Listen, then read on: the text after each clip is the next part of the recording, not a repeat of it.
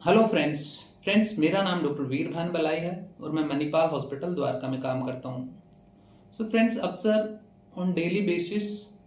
Hospitals में patient do present with complaints of breathlessness, difficulty in breathing, और उसमें से friends a large chunk of the patients do get admitted under the cardiology care.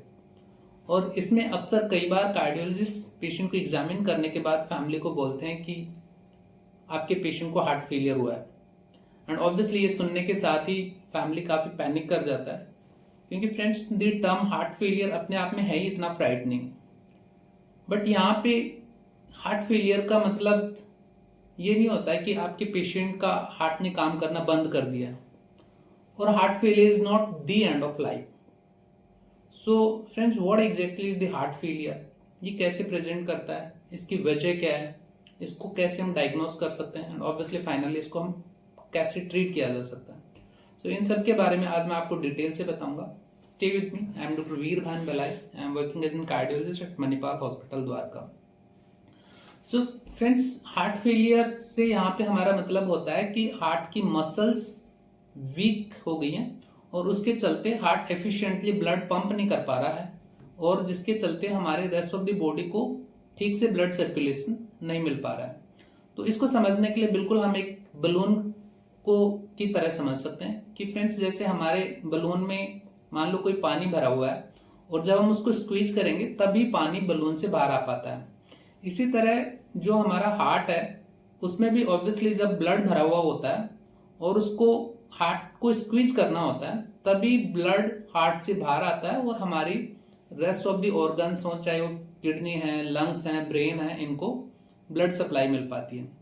लेकिन मान लो friends, जैसे हमारे heart की जो मसल्स हैं वो ही वीक हो जाएं, तो ऑब्वियसली उसकी जो कॉन्ट्रैक्ट करने की पावर है, जो उसकी स्क्वीज करने की पावर है, वो भी कम हो जाएगी, और इसके चलते ऑब्वियसली ब्लड कम मात्रा में हार्ट से बाहर आ पाएगा, और obviously adequate amount of blood supply नहीं मिल पाएगा हमारे जो बॉडी के वाइटल्स ऑर्गन्स है, फिर चाहे वो लंग्स हो या किडनी हो या ब्रेन हो। और इन्हीं सब के चलते इंसान को अक्सर सिम्टम्स आने लग जाते हैं। सो इस तरह के पेशेंट्स फ्रेंड्स अक्सर प्रेजेंट करते हैं, जैसे कि ब्रेथलेसनेस, खासकर इवन मिनिमल एग्जॉस्शन पे ये patient short of breath feel करते हैं, easy fatigability, extreme weakness, lethargy, patient को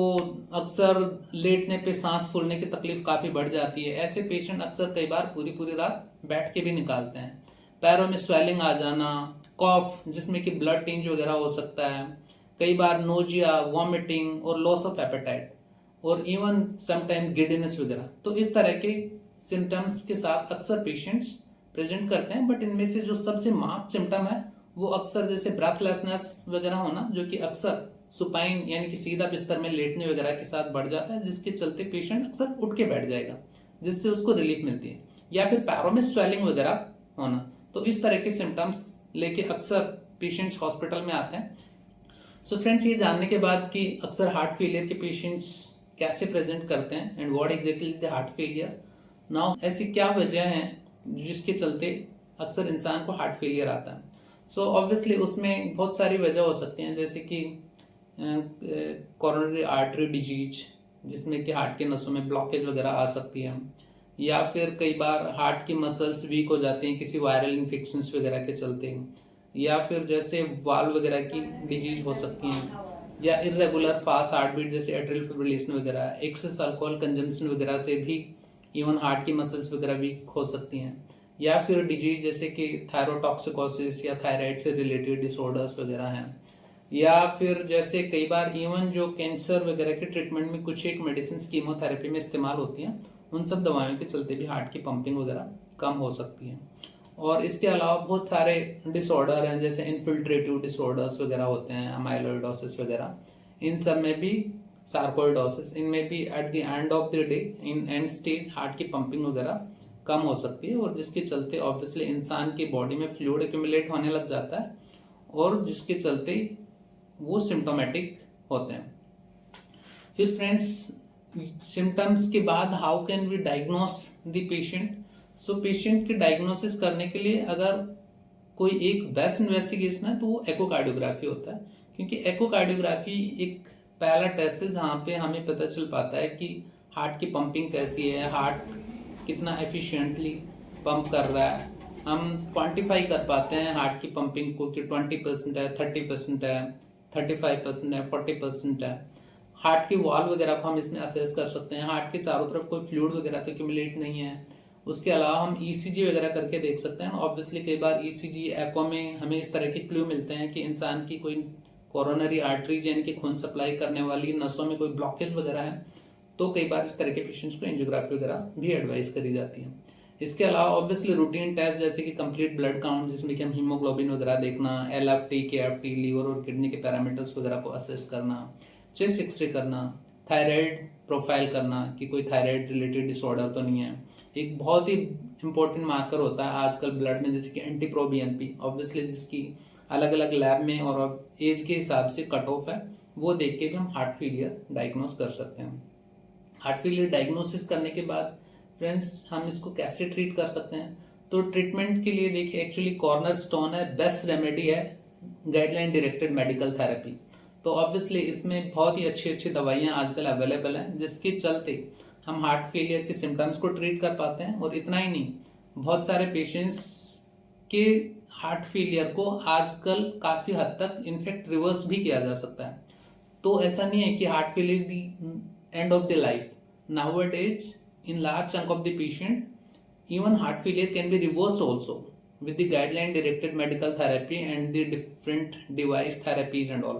So treatment के लिए friends conventionally a large number of medicines are available, but उनमें से commonly used medicines हैं जैसे कि diuretics, जबकि मान लो बॉडी में फ्लूइड ओवरलोड हो गया, MRA, ACE inhibitor और ARB, beta blockers once the heart failure is stabilized. उसके अलावा ऑब्वियसली आजकल न्यूअर मेडिसिन अवेलेबल हैं जिनको कि जैसे आरनी वगैरह बोलते हैं, और SGLT2 inhibitor. So ARNI and SGLT2 inhibitors are sort of game changer medicine, जिनसे कि बहुत सारे पेशेंट्स की हार्ट की पंपिंग वगैरह में काफ़ी अच्छी रिकवरी भी देखने को मिलती है। सो बट फ्रेंड्स, हमेशा probably in every patient the guideline directed medical therapy is probably not the only options, और उनके पास ऑब्वियसली उसके बाद भी बहुत सारे ऑप्शंस अवेलेबल होते हैं जिनके चलते हार्ट की पंपिंग इंप्रूव करवाई जा सकती है at least a certain segment of the patients में। तो उनमें से एक डिवाइस, जैसे a very miraculous device which I will like to name is the sort of CRT-D device. सो इसमें क्या होता है कि मान लो जिन पेशेंट्स की हार्ट की पंपिंग 35% से कम है और सब कुछ मेडिसिन ऑप्टिमम डोजेज वगैरह और ऑप्टिमल ड्यूरेशन में लेने के बावजूद सपोज पंपिंग इंप्रूव नहीं हो रही, पेशेंट के सिम्टम्स भी परसिस्ट कर रहे हैं, तो ऐसे में कुछ क्राइटेरिया होते हैं। जैसे मान लो अगर इंसान की ECG में LBBB है, तो LBB का क्या मतलब होता है कि LBB का मतलब हमारे हार्ट के जो दोनों वेंट्रिकल हैं, लेफ्ट वेंट्रिकल और राइट वेंट्रिकल, इनके बीच में डिसिंक्रोनी है, मतलब वो साथ में कॉन्ट्रैक्ट नहीं कर रहे, और इसके चलते ऑब्वियसली हार्ट एफिशिएंटली पंप नहीं कर पाता। इसको बिल्कुल हम ऐसे ही समझ सकते हैं कि जैसे मान लो एक नाव को दो लोग चला रहे हैं, तो एक किसी और साइड में खींच रहा है और दूसरा किसी और साइड में उसको पुश कर रहा है, तो ऑब्वियसली ऐसे नाव आपको पता कहीं नहीं पहुंचेगी। और इस बोट को हमें चलाने के लिए both will how to work together in same direction. Similarly जब पेशेंट जिनको हार्ट फेलियर है और जिनके ECG में LBBB वगैरह होता है, और भी क्राइटेरियाज हम देखते हैं, जैसे कि मान लो QRS मोर देन 150 वगैरह है, इंसान का life expectancy expected at least 1 year है, सिम्टोमेटिक है मेडिसिन वगैरह के बावजूद, तो ऐसे पेशेंट्स को अक्सर हम CRT-D ऑफर कर सकते हैं। सो CRT-D में क्या होता है फ्रेंड्स कि जो हमारा लेफ्ट वेंट्रिकल और राइट वेंट्रिकल जो कि एक साथ कॉन्ट्रैक्ट नहीं कर रहे, उसमें एक तरह से हम इलेक्ट्रिकल स्टिमुलाई के थ्रू दोनों वेंट्रिकल्स को एक साथ कॉन्ट्रैक्ट करवाते हैं। तो CRT-D में एक तरह की पेसमेकर टाइप की डिवाइस होती है जिसको हम कॉलर बोन के नीचे, स्किन के नीचे इम्प्लांट करते हैं, और इससे 3 वायर हार्ट के 3 डिफरेंट चैम्बर्स में भेजते हैं। एक हार्ट के राइट एट्रियम में और दूसरा हार्ट के राइट वेंट्रिकल में, जो कि कन्वेंशनल पेसमेकर में भी होता है वैसे भेजते हैं, और थर्ड लीड एक कोरोनरी साइनस करके वेन होती है हार्ट में, उसमें जाती है, जो कि हार्ट के लेफ्ट साइड के वेंट्रिकल को कॉन्ट्रैक्ट करवाने में हेल्प करती है। सो इस तरह से फ्रेंड्स हमारे CRT-D जो पल्स जनरेटर है उससे कनेक्ट होती हुई wire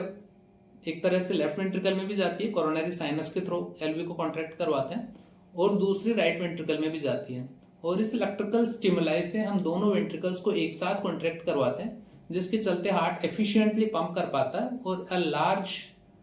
adequate amount of blood can come out of heart and it can supply to the rest of our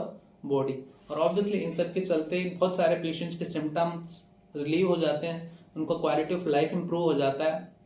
और बहुत सारे पेशेंट्स का जो LVEF यानी कि जो हार्ट की पंपिंग लो होती है वो भी इंप्रूव हो जाती है। हैविंग किसी के फैमिली में सपोज कोई हार्ट फेलियर का पेशेंट है, तो they don't need to lose the hope, we have lot of options available to treat the heart failure patients also. And